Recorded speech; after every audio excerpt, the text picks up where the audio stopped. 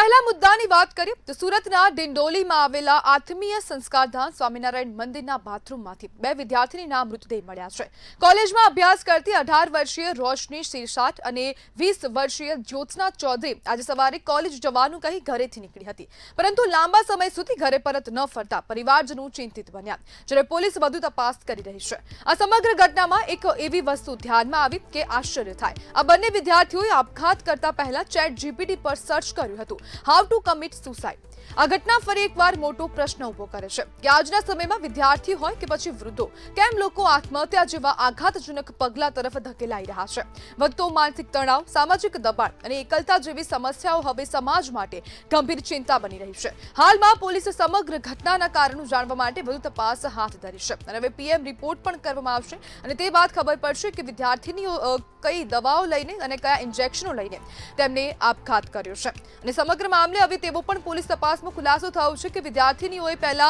ChatGPT પર search કર્યું હતું કે હાઉ ટુ કમિટ સુસાઇડ। હવે ક્યાંક ને ક્યાંક સોશિયલ મીડિયા પણ ક્યાંક ને ક્યાંક હવે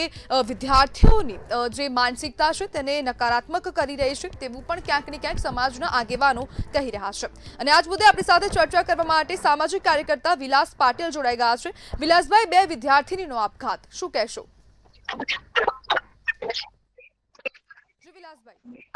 નમસ્કાર, એડવોકેટ વિલાસ પાટીલ, સુરત। આજે હાલમાં જે સુરત શહેરની આ એક બધી ઘટના બની છે, એમાં બે યુવતીઓ જે સુરત ઉધના વિસ્તારમાં કોલેજ આપેલા છે, કોલેજની બંને વિદ્યાર્થીનીઓ છે અને બંને વિદ્યાર્થીનીઓ સવારે 7:30 વાગે કોલેજ જવા માટે નીકળે છે, પરંતુ બપોરના ઘરે જયારે નથી પહોંચતા તો એમના પરિવારજનો લોકલ પોલીસ સ્ટેશન એ ડિંડોલી વિસ્તારમાં હોય એટલે ડિંડોલી વિસ્તારમાં એમને તપાસ જે તે રહેતા વિસ્તારમાં એમને લોકલ પોલીસનો સંપર્ક કર્યો। તો ખરેખર આ દુષ્કર્મનું કારણ જે હોય એ તાત્કાલિક ધોરણે પોલીસે એની તપાસ કરવી જોઈએ અને આપણા દેશમાં અત્યારે હાલમાં ગુજરાતમાં જે સિસ્ટમ ચાલી રહી છે, એક અરજી પ્રક્રિયા ચાલી રહી છે, ફરિયાદ લેવામાં આવતી નથી, ખરેખર ઇન્વેસ્ટિગેશન પહેલા કરવામાં આવે છે અને પછી ફરિયાદ લેવામાં આવે એ અયોગ્ય છે। જેથી કરીને તાત્કાલિક ધોરણે આવા ગંભીર ઘટનામાં FIR દાખલ કરીને એનું ઇન્વેસ્ટિગેશન તાત્કાલિક થવું જોઈએ। બીજી મહત્વની બાબત એ છે કે જયારે આપણા કાયદામાં છે કે 18 વર્ષ કરતા જયારે નાની વ્યક્તિ હોય તો એનામાં જૂના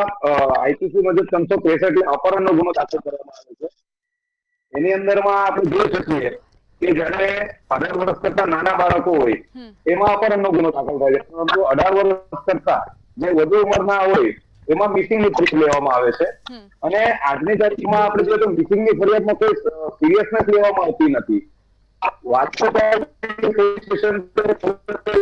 ગયા ત્યાં છે, પરંતુ જો તાત્કાલિક ધોરણે એની તપાસ જે પણ ઇન્વેના કર્મચારી હોય જેની પાસે વાલી વારસો ગયેલા હોય તો એ લોકો તાત્કાલિક ધોરણે એમાં જો એક્શન લીધા હોય તો આ ઘટનાને અટકાવી શક્યા હોત અથવા તો જલ્દમાં જલ્દ ત્યાં સુધી પહોંચીને એનો કોઈ બચાવની પ્રક્રિયા પણ કરી શકતી હોત। વિલાસભાઈ, યુવાનોના આપઘાતની ઘટનામાં સોશિયલ મીડિયા કેટલું જવાબદાર છે? જવાબદાર હવે હાલમાં જે આટલી ગંભીર બાબત છે કે જયારે બાળકી હાઉ ટુ કમિટ સુસાઇડ એટલે ગૂગલમાં ChatGPTમાં સર્ચ મારે છે એટલે એને પહેલેથી જ આ એક નક્કી કર્યું કે મારે આત્મહત્યા કરવી છે અને આત્મહત્યાનું મૂળ કારણ શું છે। હવે આમાં ઘણા રેગિંગના હોઈ શકે છે, સ્કૂલ તરફથી કોઈ પ્રેશર હોઈ શકે છે, કોલેજ તરફથી અથવા કોઈ બહારના વ્યક્તિઓ તરફથી આટલું ગંભીર પગલું ક્યારે વ્યક્તિ લે છે કે ચલો બોર્ડની એક્ઝામ હોય આપણે માની શકીએ કે બોર્ડની એક્ઝામ છે અને એનું થોડુંક એમના પર માનસિક રીતે તણાવ આવી ગયા હોય એવું બને, પરંતુ હાલમાં કોલેજના વિદ્યાર્થીનીઓ છે, પરંતુ એની પાછળ કોઈ ગંભીર એવું કોઈ એ લોકોને માનસિક કે શારીરિક ત્રાસ આપતો હોઈ શકે છે કે જેના કારણે આ અંતિમ પગલું જયારે બાળકી ભરે છે તો એક ગંભીર બાબત છે। જી બિલકુલ વિલાસભાઈ, જોડાવા બદલ આપનો આભાર।